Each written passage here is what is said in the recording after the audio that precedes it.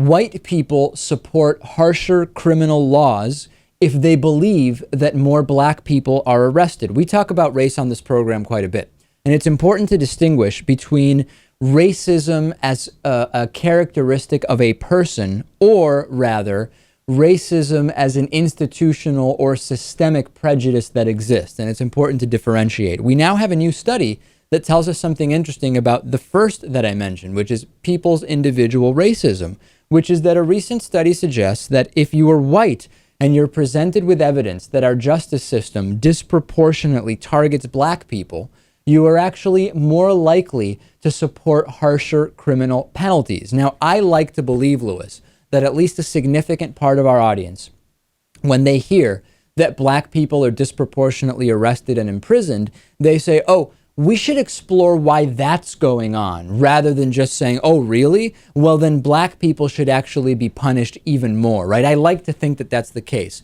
Unfortunately, the evidence doesn't really seem to back that up, according to this study by Rebecca Hetty, a postdoctoral fellow in Stanford's psychology department, and Jennifer Eberhardt, her faculty advisor, who did two different studies where white subjects were shown videos containing mugshots. Some of the mugshots contained more black people. Some of the mugshots contained fewer black people. Those who saw more black mugshots then had an attitude that suggested harsher penalties were in order for criminals. Now, there is a problem with going about the study in this way, and I noticed it right away, and I think it's important to point this out.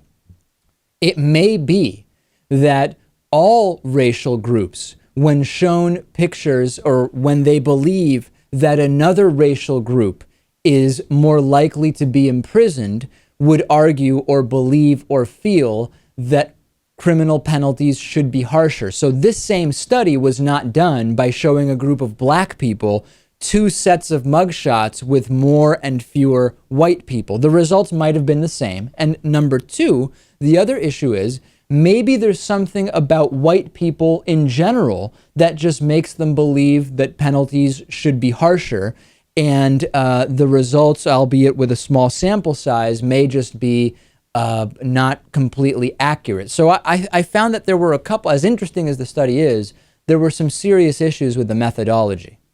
It would not surprise me at all if we got the same results from whatever group you did this with, if you did the reverse and so on and so forth.